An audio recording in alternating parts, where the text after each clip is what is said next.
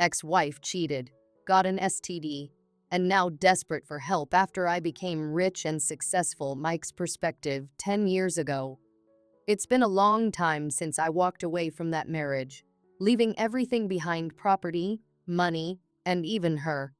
The hotel room was set up for you tonight, with everything arranged.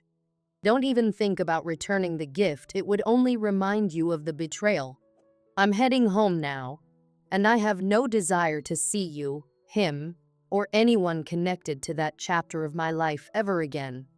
Let me know when your team comes to pick up your things. Anything left behind will be boxed up, just like the mess that was our marriage. As my father would say, yay for me, and forget you.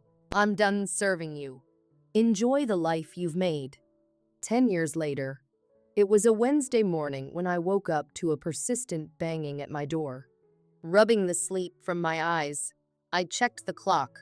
8:15 a.m. Who could possibly be knocking at this hour? I slipped on my robe and slippers and made my way downstairs. The knocking intensified. Peering through the peephole, I saw a woman who looked like she'd been through hell. Her once lustrous hair was now gray, and her dress was tattered. The stench was unmistakable. She looked like a homeless version of Daisy. I opened the door, disbelief flooding me. "Mike, it's me." "Can I come in?" she pleaded, desperation evident in her voice. I stared at her, stunned. "No," I replied coldly, slamming the door in her face. But she kept knocking, her sobs rising. "Please, Mike, I'm begging you, open the door." I hesitated, but then reluctantly opened it, blocking her entry. I didn't need my neighbors to get involved. "What do you want?" I asked, my voice icy. "I made it clear 10 years ago that I never wanted to see you again. What part of that didn't you understand? I thought you and Dr. Wonderful were living the dream in Milwaukee." Her eyes welled up, and she wiped away the tears. "Please, Mike, I'm hungry, tired, and I need to use the bathroom. I'll explain everything later." I wasn't about to be heartless, but I also wasn't going to let her make herself at home.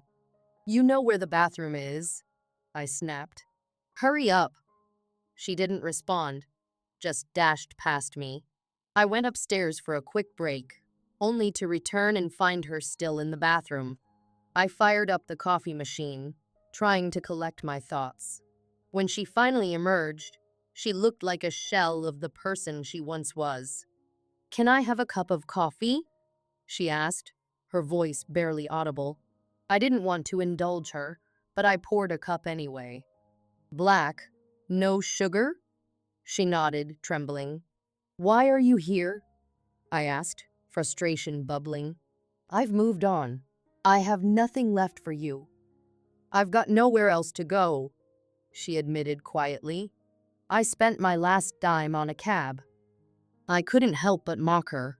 "What happened to Dr. Bruce? He was your knight in shining armor." She wiped her eyes, voice shaking.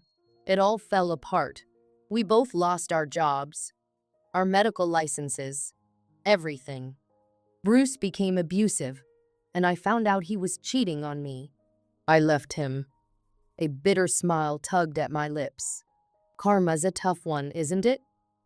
Her face fell. "It's not like that. It's not funny." I leaned in, anger building again. "You remember how it felt when you tore me apart on our anniversary? Well, today's the 10th anniversary of that night." She blinked, clearly taken aback. "I didn't know." I leaned back, folding my arms. "So, you didn't report him to the cops?" "No, I was too scared. But I left him. I had nothing after the divorce," she whispered, glancing at me. "I haven't eaten in 2 days." I felt a brief flicker of sympathy, but it quickly faded. "What do you want from me, Daisy? Shelter? A helping hand while you wait for your Prince Charming to come back and save you?" She looked down, defeated. "Please, Just let me stay for a while until I get back on my feet. I pointed to the downtown shelter. That's where my taxes go. Try there. She shook her head. They're full. Even the YWCA wouldn't take me. I've tried everything, Mike. I folded my arms tighter. So now you're crawling back to me because you've got nowhere else to go? Tears slid down her face. I don't know where else to go. Please, Mike, I sighed. You're a walking disaster, Daisy. What makes you think I'd let you anywhere near me again? You're contaminated. Then the thought hit me. Wait, you've been selling yourself, haven't you? Her head dropped in shame, and I could see the tears spill over. She nodded silently. Anger mixed with pity rose in me. How the mighty have fallen, I muttered under my breath. I'm sorry, she whispered, barely audible. No one wants me anymore. I watched her cry, and despite the bitterness, a part of me felt something anger. Yes, but also a kind of pity. The sting of betrayal was still fresh, but she was clearly broken. What do you want? I asked, my voice sharp. I just need help, she said softly, wiping her face. I'll do anything, cook, clean, anything. I shook my head. You think I'm just going to take you in? Fine. Let's eat first. Later, I made scrambled eggs and bacon, watching her eat with an almost ravenous hunger. She didn't even thank me until she finished, quietly commenting on the cheese in the eggs, a small reminder of who she used to be before everything unraveled. Afterward, she asked for more coffee. I poured it for her, noticing how her hands trembled as she sipped. Thanks for everything, she whispered. I grunted in response. Don't thank me yet. She was slightly better after the coffee, but the tension lingered. You should shower, I said bluntly. You smell. Her face dropped, but she didn't argue. I'm sorry, Mike. Can I use it? Go ahead, I said. Towels are in the bathroom. And don't put that robe back on. Use the washer for your clothes. As she disappeared into the bathroom, I stood there, doing the dishes, my thoughts wandering back to the years we spent together, the lies, the betrayal, the anger that followed. I wasn't the same person I once was. Counseling, martial arts, and writing had all helped me heal, but seeing her again stirred something deep inside me. I decided to call Mom for advice. Mike, what's going on? She asked, her voice filled with concern. I explained Daisy's surprise appearance. Mom sighed heavily. You might regret it if you kick her out. I don't owe her anything, I muttered. But even as I said it, I knew she was right. Maybe hearing her out is the wise move, she suggested. I'll come over later. I agreed. I needed someone level-headed to help me make this decision. The day continued. When I went downstairs, I found Daisy doing laundry in my old robe. She looked worn out, tired in a way that wasn't about sleep. Want a coffee refill? I asked. Yes, please, she replied, accepting the coffee with a quiet nod. We sat in silence. I noticed her hands were still trembling as she held the cup. Thank you, she said softly. I'll leave once my clothes are done. Take your time, I said, but something gnawed at me. Bruce had malpractice claims. Wasn't he insured? She nodded. Yes, but it turned into a class action. The claims were mostly baseless, but the insurance company still refused coverage. What about your 401ks? We lived off them for a while, but eventually we lost everything. So what now? I asked, pressing further. What's Bruce doing? He's a parking attendant now. Makes about $16 an hour, she replied. As for me, I've been thinking about office work. Maybe something in the medical field. Even though I lost my nursing license, I wished her luck, but couldn't suppress my doubt. And transportation? Housing? I'll figure something out, she said, but I could see the uncertainty in her eyes. Right, I replied, my patience thinning. You want me to support you while you get back on your feet? Her face fell. I don't expect anything from you. I just hoped for some kindness. I stared at her, conflicted. I'm not heartless, but I don't owe you anything. Before I could respond, the doorbell rang. I peeked through the peephole and saw Mom. I opened the door, greeted her with a hug, and let her in. Daisy, goodness, has it really been 10 years? Mom said, spotting Daisy in my robe. The two shared a warm hug. Nice to see you, Mom, Daisy whispered. I excused myself to take a walk outside. As I stepped onto the porch, I knew I was closing a chapter of my life. There was no going back. Daisy would leave. The door might remain open for reconciliation, but today, I was firm in my decision. Life had moved on, and so had I. We just finished with Dr. McGregor, Mom said, her voice tired. Any updates? I asked. McGregor's concerned about Daisy. The test results suggest cervical cancer.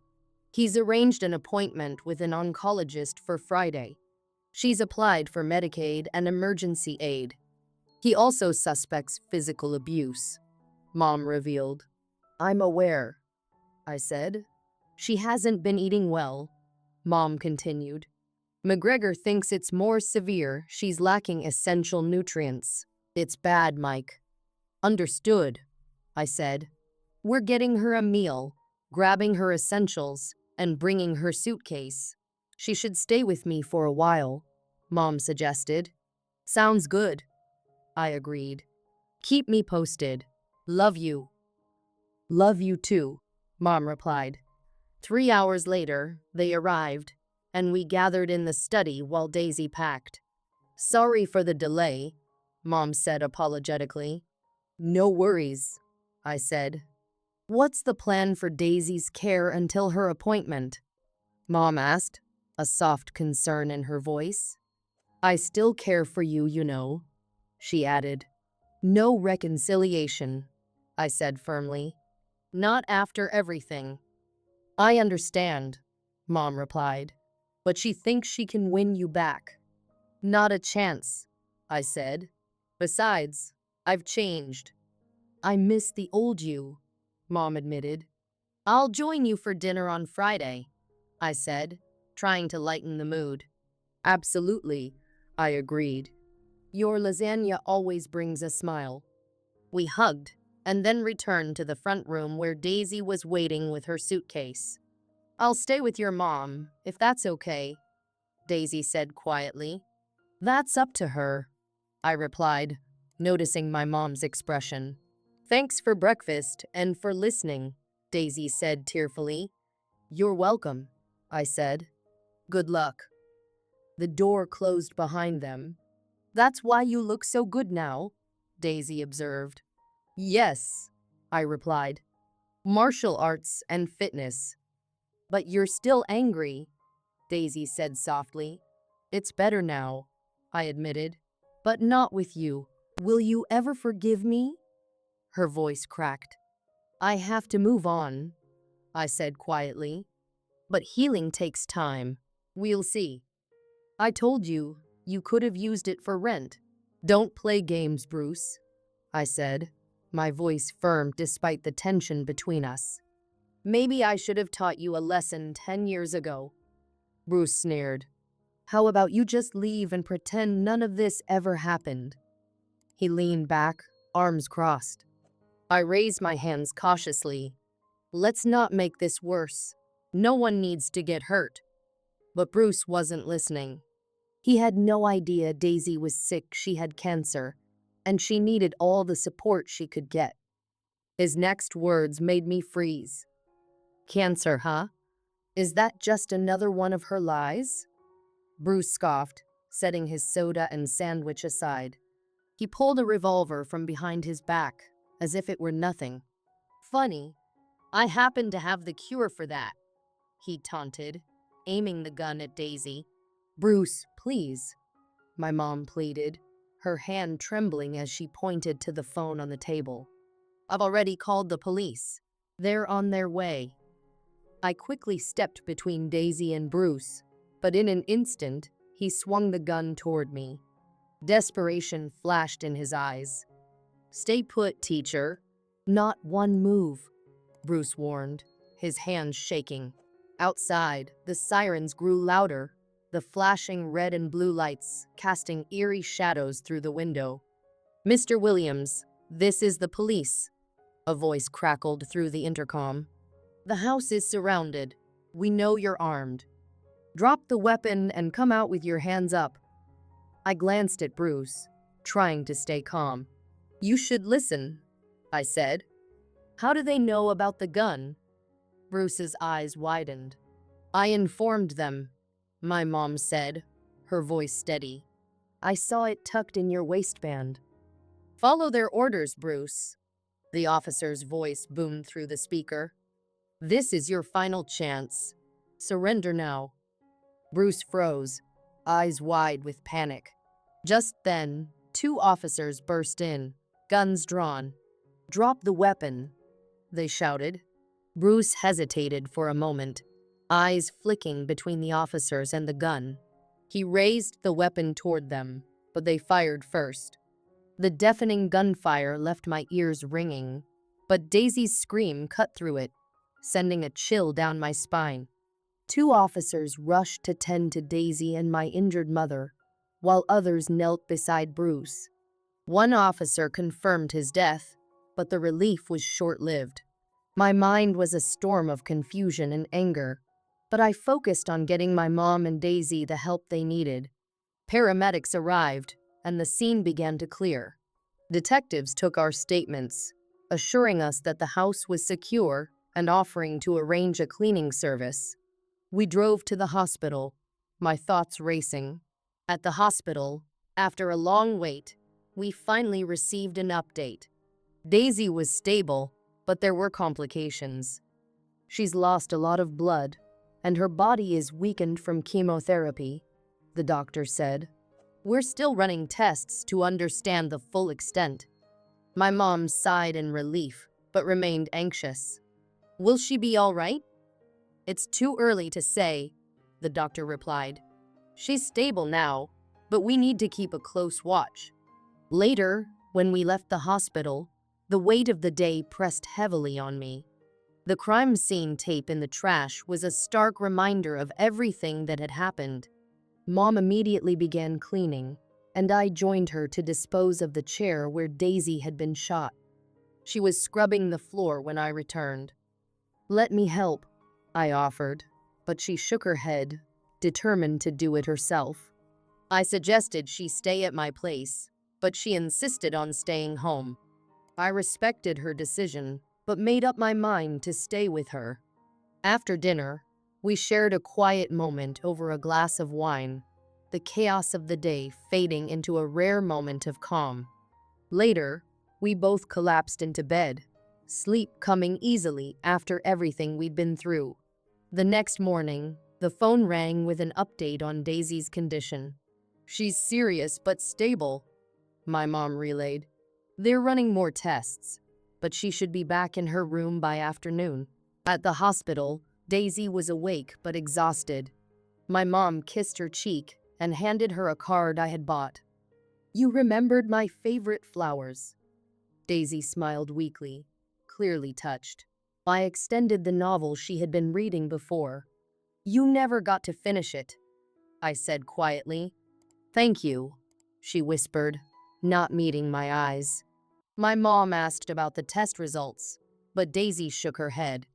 They said I probably won't know anything for at least a day. The nurse came in, administered medication, and left, reminding us that Daisy needed rest. When Daisy asked about Bruce, my mom gently told her the truth. He was pronounced dead at the scene. Daisy's response was quiet but resolute. I'm glad he's dead. My mom's expression darkened, but she didn't speak. just gently patted Daisy's hand. Later, the doctors gave us an update on Daisy's condition, and it wasn't good. She has a severe infection, Dr. Samuels said. Her gallbladder is likely perforated and needs to be removed. The infection is making it harder for her body to fight both cancer and the side effects of chemotherapy.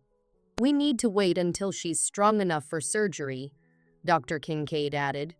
Her body can't handle chemotherapy right now. What are her chances? I asked, dread settling over me. Without surgery, her chances are slim, Dr. Samuels replied.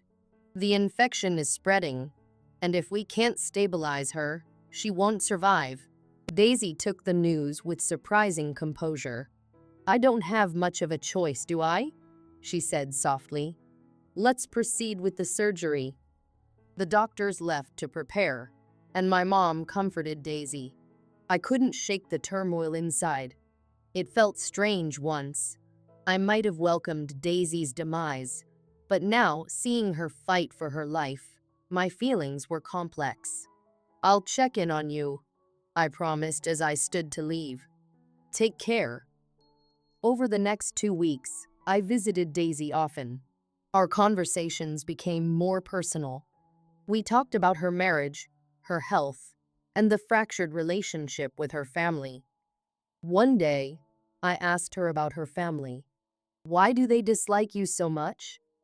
They disowned me after the lawsuit, she replied quietly. They don't want anything to do with me, I replied. What I didn't tell you is that they knew about Bruce from the beginning. They agreed to stay quiet, and in return, Bruce promised to support them in their retirement. You and your sister knew about this. Daisy looked down in shame. Yes, she whispered, barely audible. It was another betrayal. I'm so sorry. So your family used you, and Bruce used me, I said, my tone icy. She looked miserable, but I held my composure. If you don't want the answer, don't ask the question. Daisy admitted. Things went downhill after the lawsuit. My family wanted nothing to do with me. That explains their treatment of me after you left, I remarked. And it sheds light on why you thought it was acceptable to use me while waiting for Bruce. Everyone had the upper hand, except me. The realization reinforced my belief that reconciliation with Daisy was unlikely after everything that had happened. Daisy seemed to share that sentiment, showing no interest in reviving what we once had. But as we spoke, I glimpsed the woman I had once loved. For a moment, a flicker of hope sparked inside me. Strangely, after Bruce's death, my animosity toward both him and Daisy had lessened. While I still longed for justice, I couldn't help but feel a strange sense of relief. Mr. Smith had given me the day off for Daisy's surgery, and I arranged for a substitute teacher. As they wheeled her into the operating room, I expressed my worries. I've said hurtful things, and I'm sorry, I began. I hope you can overcome this. Daisy gave me a weak smile. Thank you, Mike. I accept your apology. I'm sorry for everything I did to you. I love you. You've endured so much more than you should have. Promise me something, she urged. What? Find someone you love, no matter what, she said sincerely. I agreed, feeling a strange sense of absolution. The orderly interrupted. We need to proceed, sir. I stood up and, without thinking, leaned down to kiss Daisy's cheek. You've got this, I reassured her. For a moment, she seemed like the woman I had married. It made me wonder if she had ever truly loved me beyond my role as a provider. As the orderly wheeled her out of the room, I felt lightheaded, the emotions of the day catching up with me. My mom's soft voice broke my thoughts. That was kind of you, Mike. We followed her into the hallway, and I took one last look at Daisy. For now, it was enough to let the past stay buried and focus on the future.